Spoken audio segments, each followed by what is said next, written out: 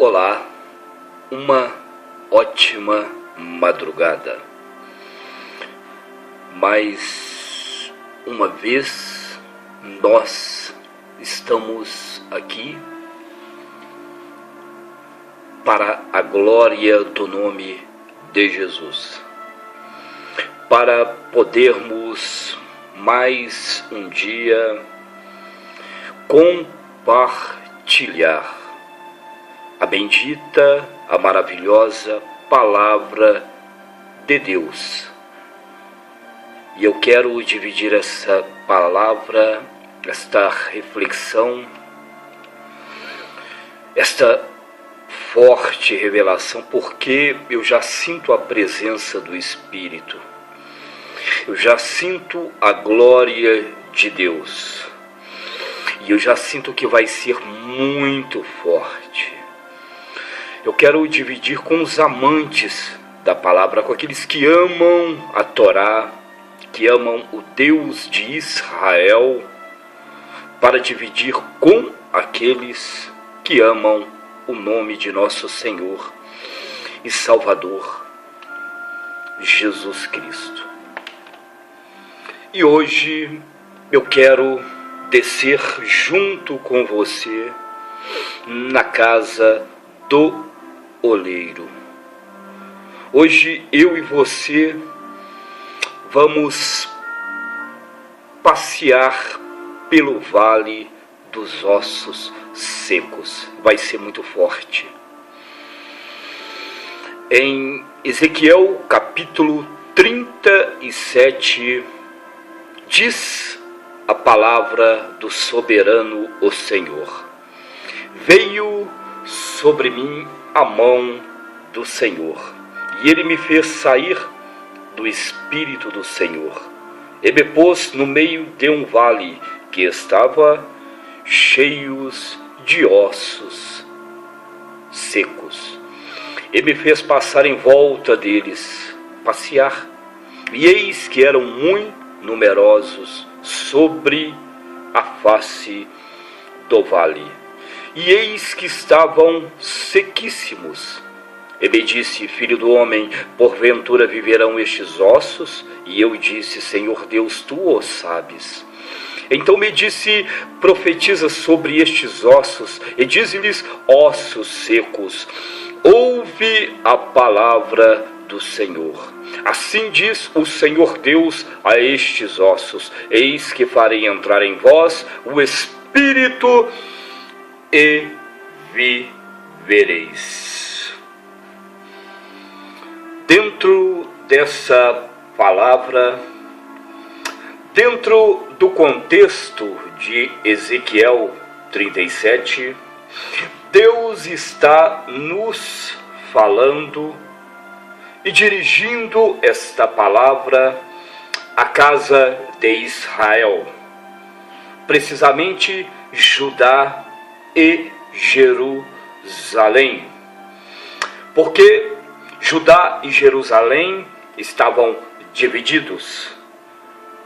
Judá e Jerusalém estavam destruídos. E o povo estava vivendo um momento de desgraça. O povo estava vivendo um momento de angústia, de dor e de aflições. E o povo já tinha perdido a fé. Mas por que Israel estava vivendo este contexto da história? Porque toda vez que Israel abandonou o Deus de Israel, porque toda vez que Israel seguiu o seu próprio caminho, Deus deu as costas para Israel e deixou Israel nas mãos dos seus inimigos. E toda vez que Israel estava nas mãos dos seus inimigos, Israel se tornava um povo cativo, escravo, um povo que sofria por desobedecer ao seu Deus, ao Deus de Israel e às suas leis. Então o povo estava vivendo um momento de morte espiritual, diz Ezequiel capítulo 37. Por que morte espiritual? Deus chama o profeta para ir até um vale de ossos secos, e era muito numeroso este vale. Por quê? Porque a nação de Deus, a nação de Israel é numerosa. E quando o profeta passeia por aquele vale, Deus pergunta: poderão esses ossos reviver, Ezequiel? E quantos de nós muitas vezes não estamos numa situação de morte e achamos que não tem mais jeito? Israel estava naquela situação. Israel estava vivendo um momento de angústia, um momento de depressão e de dor. Israel estava numa situação debilitada, numa situação frágil, estava numa situação de abandono, porque parou de servir, parou de adorar, parou de buscar o seu Deus. Por isso que estavam todos como mortos num cemitério, num vale de ossos secos. O que Deus quer trazer para nós nesta madrugada: assim é o homem sem Deus, assim é a mulher sem Deus, assim é a casa sem Deus. A Bíblia fala que a maldição do Senhor habita na casa do perverso. Justamente, então, a casa do perverso, a casa daquele que não ama e que não anda nas leis de Deus, a casa daquele que não vive na presença de Deus, é uma casa morta, amigo e amiga. A presença de Deus é algo sobrenatural e a coisa mais importante, é o maior tesouro que eu e você podemos ter. E quando não temos este tesouro dentro de nós, estamos na mesma situação que essa visão de Ezequiel, que Ezequiel teve. Estamos mortos. E quantas não são as famílias que estão vivendo este pesadelo, que estão mortas? Quantos não são as pessoas que estão vivendo um vale, que estão vivendo um deserto, que estão realmente dentro da sepultura? Porque dentro dessa palavra, a palavra fala que Israel estava numa sepultura, estava num cemitério. Eu não sei qual o seu problema, qual a sepultura que você está vivendo, qual a sua dor, qual a sua angústia, qual a sua tristeza, qual a sua morte espiritual, a sua depressão, a sua perda, a sua angústia. Mas eu quero te dizer, Deus está te perguntando: poderá estes mortos ressuscitar? Deus está te perguntando: poderá os teus sonhos reviver? Poderá os teus objetivos reviver? Poderá os teus projetos reviver? Deus está te perguntando. E Ezequiel disse a Deus: tu o sabes, Senhor. Meu amigo, minha amiga, quantas vezes nós passamos por um cemitério da vida? Quantas vezes nós passamos por uma morte espiritual e achamos que a nossa vida não vai mudar? Quantas são as pessoas que têm uma morte espiritual na vida sentimental? Pessoas que não são felizes, pessoas que não têm paz, pessoas que não dormem por causa da solidão. A solidão é um demônio que atormenta, a solidão é um demônio que aprisiona, a solidão é um demônio que angustia e que traz dor na alma, porque a solidão machuca. É uma morte espiritual. E as pessoas entram em depressão, entram em desespero, entram em angústia. Quantas são as pessoas que estão sofrendo uma morte financeira? Lutam e não conseguem ficar de pé, trabalham e não conseguem pagar suas dívidas, são até honestas, trabalhadoras, mas a vergonha sempre bate à porta. É isso que Deus mostrou para Ezequiel. Essas pessoas ali em Israel estavam mortas, umas mortas financeiramente, outras mortas sentimentalmente. Quantas as pessoas que estão vivendo um cemitério estão dentro do túmulo, os teus sonhos estão mortos. Mas Deus está falando hoje que Ele tem poder para abrir a sua cova. Deus está dizendo hoje que Ele tem autoridade para abrir a sua sepultura e tirar de dentro teus sonhos e ressuscitá-los e te colocar de pé para a glória do teu nome. Eu venho nesta madrugada como o profeta Ezequiel profetizar neste vale de ossos secos. Eu não sei qual vale que você vive, eu não sei qual o deserto que você vive, eu não sei da sua angústia, da tua dor, mas Deus tem poder para restaurar a tua vida sentimental, a tua vida familiar, a tua vida financeira, a tua vida espiritual. Deus tem poder para te levantar. Não é o homem, não é a carne, não é o sangue, mas é Deus quem te colocará de pé e restaurará os teus sonhos e a obra dele na tua vida, homem e mulher de Deus. O interessante é que dentro da palavra, Deus diz para Ezequiel: então me disse, profetiza sobre estes ossos, e diz-lhes: ossos secos, ouve a palavra do Senhor. Assim diz o Senhor a estes ossos: eis que farei entrar em vós o Espírito e vivereis.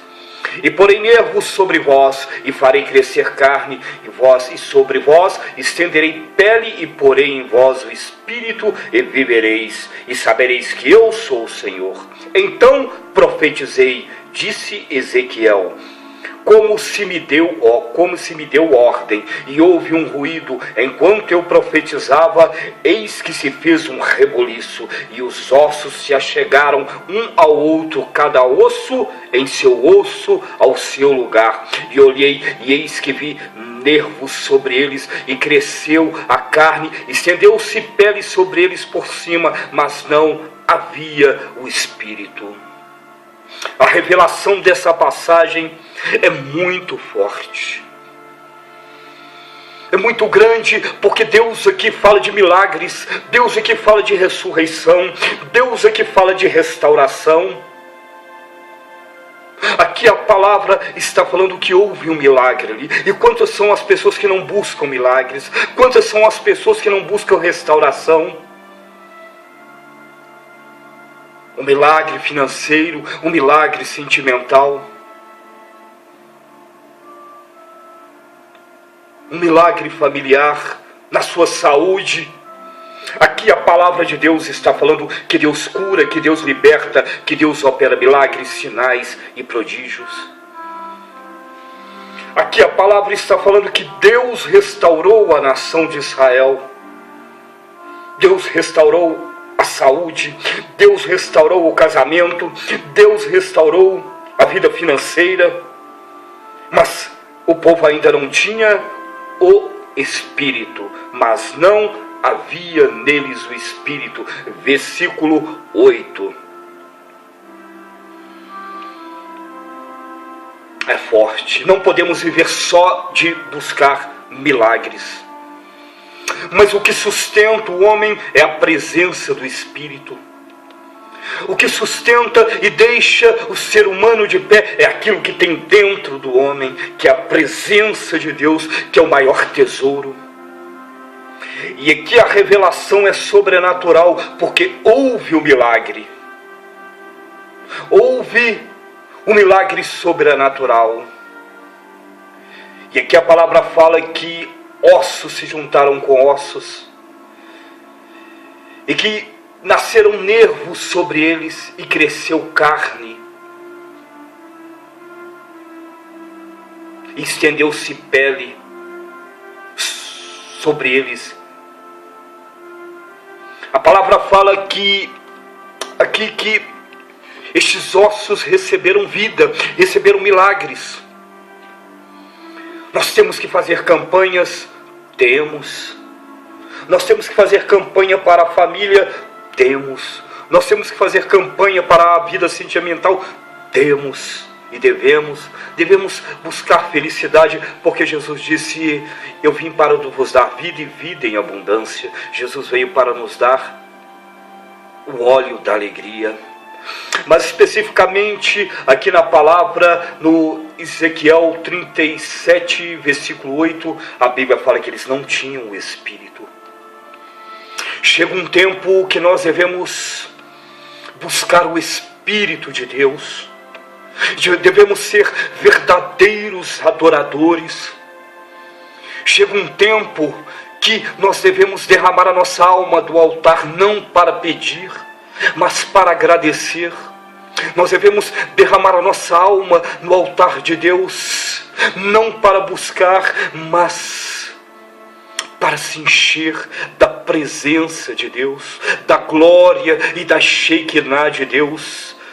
Devemos buscar brasas vivas do altar de Deus, porque Deus busca verdadeiros adoradores. Deus procura homens e mulheres que estão dispostos a ser cheio da tua presença, porque Jesus diz em sua palavra: aquele que me ama será amado pelo Pai, e eu e o Pai viremos e nele faremos morada.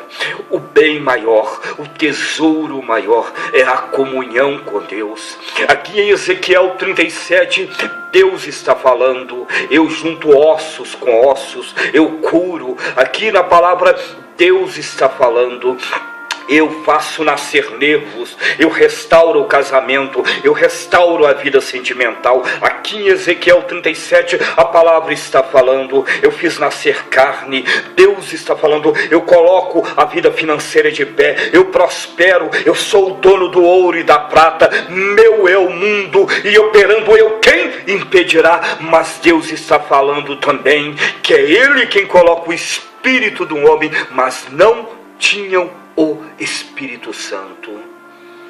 Por isso, a importância de ter comunhão com Deus e amar a Deus acima de todo entendimento, com todas as forças. Por isso, a importância do homem e da mulher se aplicar na Bíblia, se aplicar na palavra de Deus, nos 5 livros pentateucos, que é a Torá, nos livros históricos, na sua ordem cronológica de tempos e datas, estudar, aprender, conhecer, buscar os 5 livros sapienciais, os livros da sabedoria de Deus, se alimentar dos livros proféticos, que são 17 livros, os livros que revelam os desígnios e a vontade de Deus para o homem, se aplicar nos 27 livros do Evangelho, amado, de Mateus e Apocalipse. Como é bom estudar a palavra, pois a palavra liberta, a palavra é uma espada de 2 gumes, transpassa alma, corpo e espírito.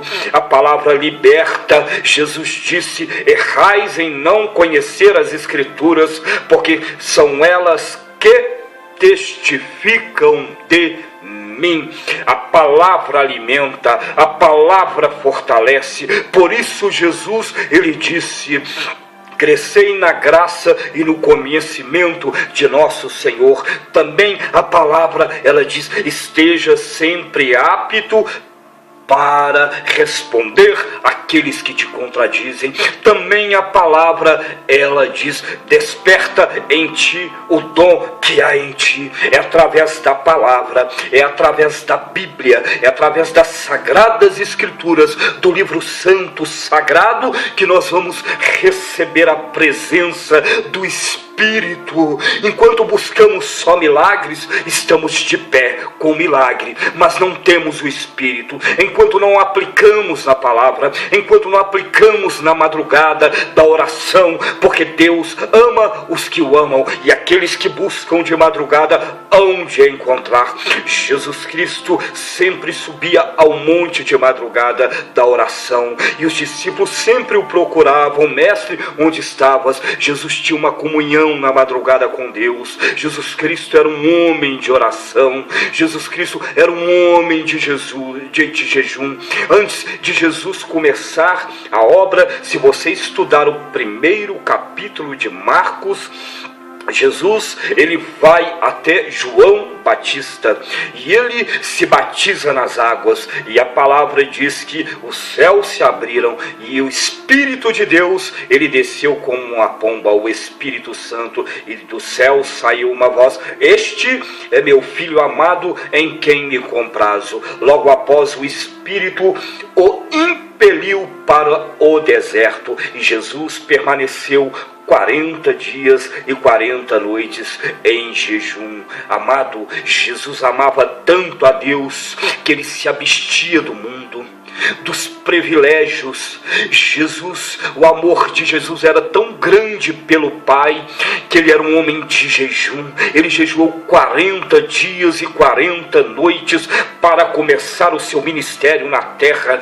um ministério de cura, de restauração, de operação de milagres, de sinais e de maravilhas. Deus procura homens que estão dispostos a largar tudo para viver uma vida de consagração. É isso que está falando em 37:8 Ezequiel: e olhei, e eis que vi nervos sobre eles, e cresceu a carne, e estendeu a pele sobre eles, mas não havia o Espírito. Deus procura homens que têm o Espírito, que querem o Espírito Santo. Deus procura homens que amam o divino Espírito Santo. O Espírito Santo, ele é nosso amigo, o nosso conselheiro, o nosso professor. Jesus, uma certa feita, ele disse: não vos preocupeis com o que haveis de falar, porque é o Espírito Santo que falará por vós. Ei, é o Espírito Santo quem faz a obra na vida do homem. O apóstolo Paulo disse que somos apenas vasos e que o tesouro está dentro de nós para que nós não nos gloriemos, porque a glória é de Deus.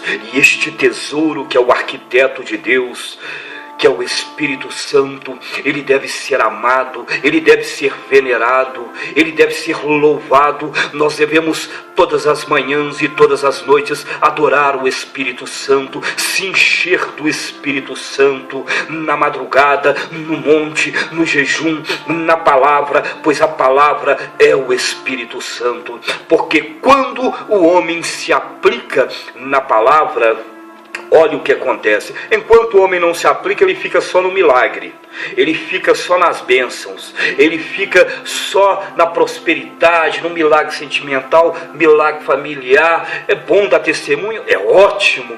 É bom crescer? Maravilhoso. É bom conquistar? Aleluia. É bom demais. Bênção é bom, milagre é bom, é coisa que Deus não, é coisa que o homem não explica, é coisa sobrenatural. Mas mais sobrenatural é ter a presença do Espírito de Deus. Mais glorioso é ter a presença do Altíssimo. Melhor é andar lado a lado com Deus, mas para isso é uma vida de dedicação, uma vida de entrega, uma vida de busca, uma vida de oração, uma vida de jejum, uma vida de sacrifício, de renúncia. E a palavra, ela nos fala, e no versículo 9 de 37, Ezequiel: e ele me disse, profetiza ao Espírito, ou melhor, disse Ezequiel, invoca o Espírito Santo, profetiza, e diz, o Filho do Homem, e diz ao Espírito, assim diz o Senhor Deus, vem dos quatro ventos, ó Espírito, e assopra sobre estes mortos para que vivam. Então, uma igreja não pode ser morta, ela tem que ter a presença do Espírito de Deus. Aqui Deus mandou Ezequiel profetizar sobre o povo a unção do Espírito Santo, sobre Israel, sobre Jerusalém, sobre Judá, sobre as 12 tribos de Israel, sobre os escolhidos de Deus, uma igreja escolhida de Deus, lavada e remida no sangue do Cordeiro. Tem que ter a presença do Espírito, tem que sentir a presença do Espírito, tem que andar na presença do Espírito, tem que amar o Espírito Santo. E a palavra fala aqui, assim disse o Senhor, vem dos quatro ventos, ó Espírito, e assopra sobre estes mortos para que vivam, e profetizei como eles me deu a ordem. Então o Espírito entrou neles e viveram, e se puseram de pé um exército grande e extremo. Olha que revelação profunda. E se puseram de pé.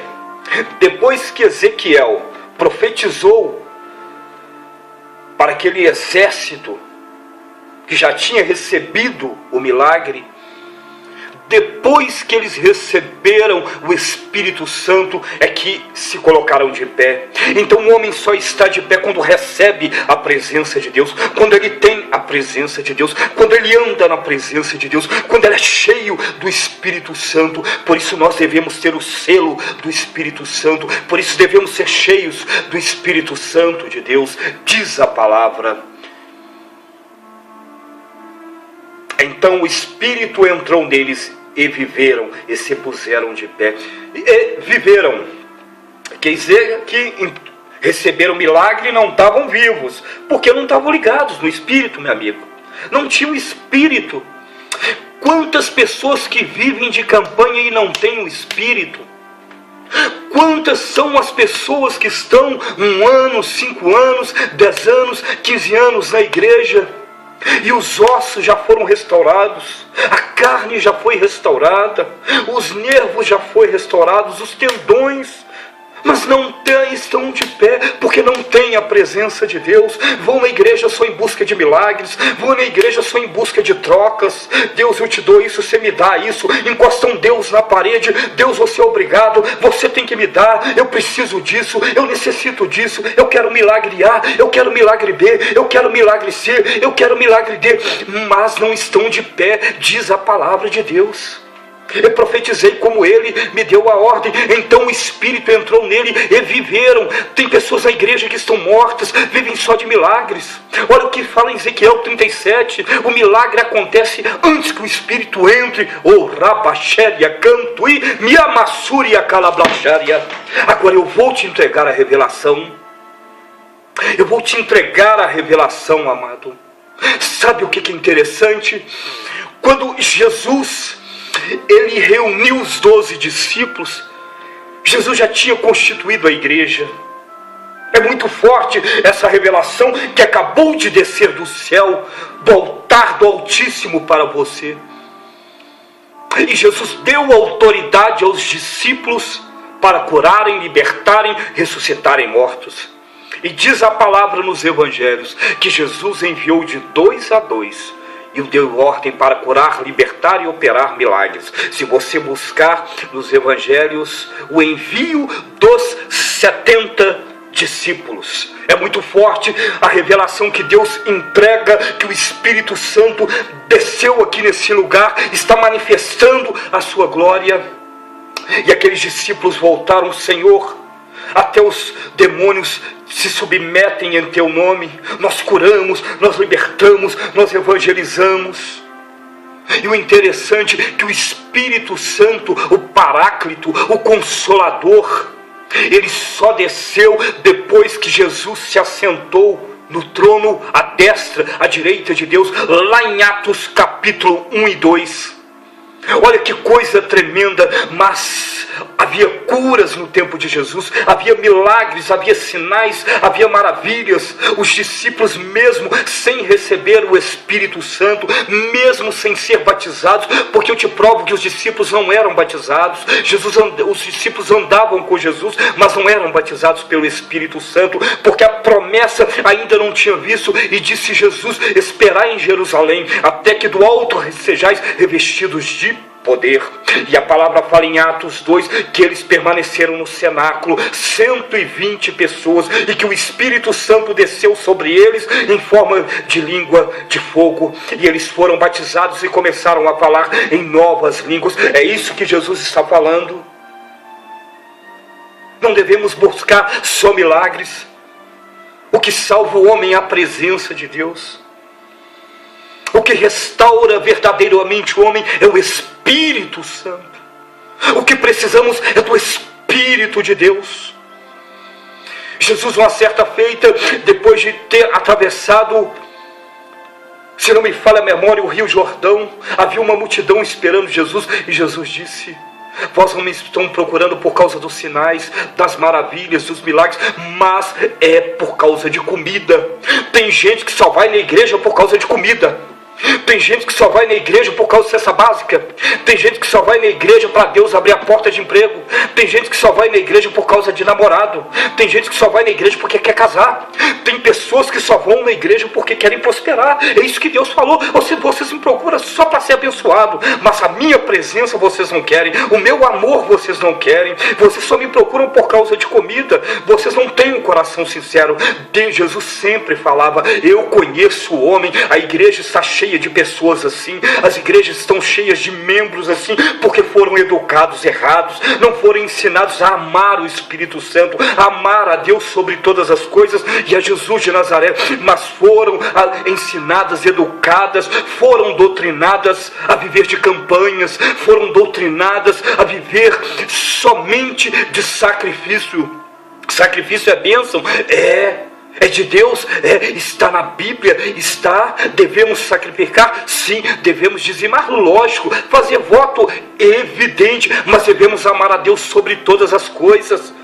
As igrejas ensinaram os seus membros que devem ver somente de campanhas e de batalhas e de lutas. Nós devemos ter uma vida de intimidade. Nós devemos amar a Deus acima de todas as coisas. Nós devemos amar a Torá, a Bíblia, as Sagradas Escrituras. Nós devemos ser assim com Deus, ter intimidade com Deus. As pessoas aprenderam errado. Eu vou na igreja segunda porque eu preciso de prosperidade. Eu vou na igreja quarta-feira porque eu preciso de um namorado. Eu vou na igreja sexta-feira porque eu preciso de libertação. Eu vou na igreja domingo porque eu tenho que ter uma semana próspera no meu trabalho. Eu tenho que crescer, a minha empresa tem que crescer, eu tenho que abrir minha empresa, eu tenho que conquistar, eu tenho que andar adornado de ouro, eu tenho que ter minha fazenda, eu tenho que ter minha mansão, eu tenho que ter meu Porsche, eu tenho que ter meu carro importado, eu tenho que isso, aquilo, A, B, C e D. Mas ninguém fala em ter a presença de Deus, em ser cheio da presença de Deus, em ser cheio do poder de Deus. Ei, eu quero te chamar a atenção,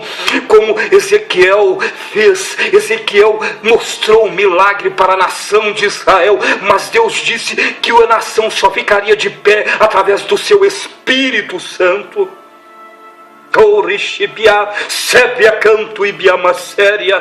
É preciso da igreja ser renovada pelo Espírito de Deus e aprender a buscar a Deus não pela aparência do homem, aparência de roupas, de adornos, marcas de sapato, de relógio. Isso, Deus é Espírito. Importa que os seus verdadeiros adoradores o adorem em espírito e em verdade. É tempo de ter uma igreja na terra espiritual. Jesus está voltando, os sinais estão aí. Israel já foi reconhecido como nação. Jerusalém como a capital de Israel. Os sinais indicam a volta de Jesus. E se Jesus chegar aqui e encontrar uma igreja material, a igreja não vai subir porque não tem o selo. As pessoas viveram só de campanha. As pessoas não aprenderam a amar o Espírito Santo, a ter o selo da promessa, a ter intimidade com Deus.